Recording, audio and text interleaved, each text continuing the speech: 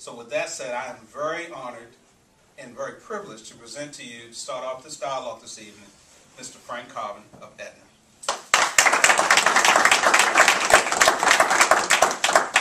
Let me first apologize that I'm going to mess this nice setting up so I can see the side of the table. Let me first say, my name is Frank, so I would hope that all of you except for one would approach me in that fashion.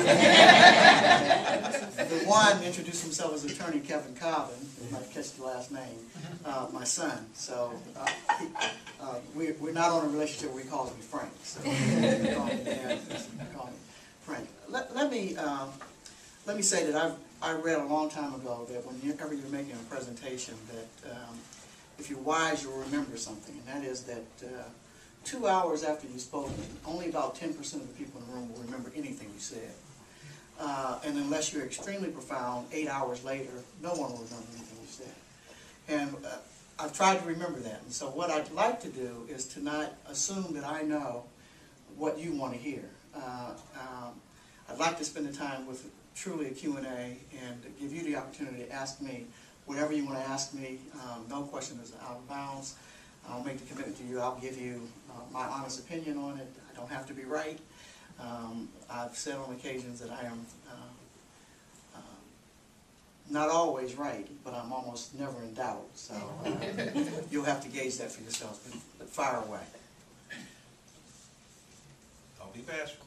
Yes, there you go. First, I would like to commend you as a father. This is a personal friend of mine, your son, and I look at him as a mentor. In terms of mentorship, do you feel that it's important to have mentors in business that's personal, closely to you in the same industry, or is it good to have mentors in different industries? I'd say probably both, if you're lucky enough. First of all, let me say that today everyone talks about getting an appropriate mentor. I don't want anybody to assume you have to have a mentor. You should be a good listener and watch what's going on around you. You don't have to have a mentor. If you do, you're lucky. But I'd say probably both. It always helps to have someone who's got a perspective that's in the same area you're in. But probably also equally beneficial if you've got someone outside that has a perspective on different issues and challenges that you get a chance to dialogue with. So I'd say both. Neither necessarily is a formula to success over the other. Neither is necessarily a formula for success, period. But I'd say probably both.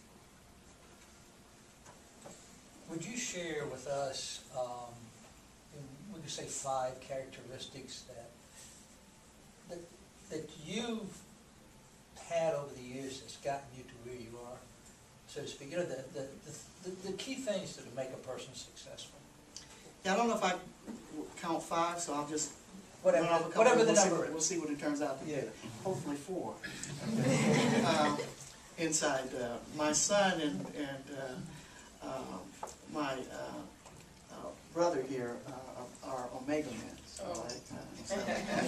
we typically deal with the 4 cardinal principles, so sometimes I count 4. I'm not sure it would be this case.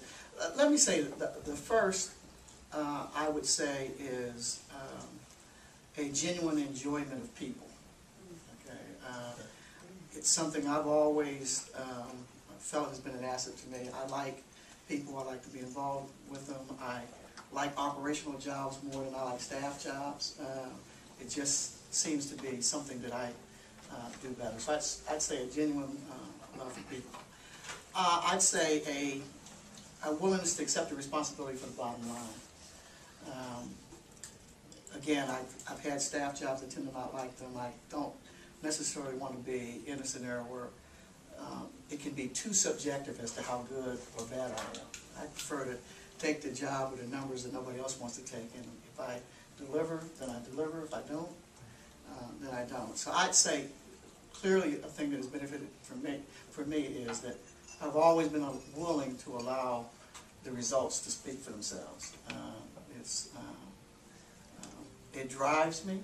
Okay, you know, I have a communications every day as to what I've got to do if I want to have the opportunity to be successful. And so I'd say clearly that's one. And I'd say also that I think I've benefited from the fact that I learned early in my career, and it wasn't too far from what I think my mother and father taught me growing up, is that if you have some success, you have a responsibility to give back. And I think I've been recognized in my career for willing to give back. So I'd say certainly those three things. And then I think the last, that'll get me to four, is that I've never been embarrassed by not being the smartest on my team. Okay, I've always figured I'd be better off if I could find a few people who were smarter than me to keep me right. And I've been fortunate enough to find people who are extremely bright, extremely dedicated, and that collectively we've done all right for each other. So I'd say probably those four things.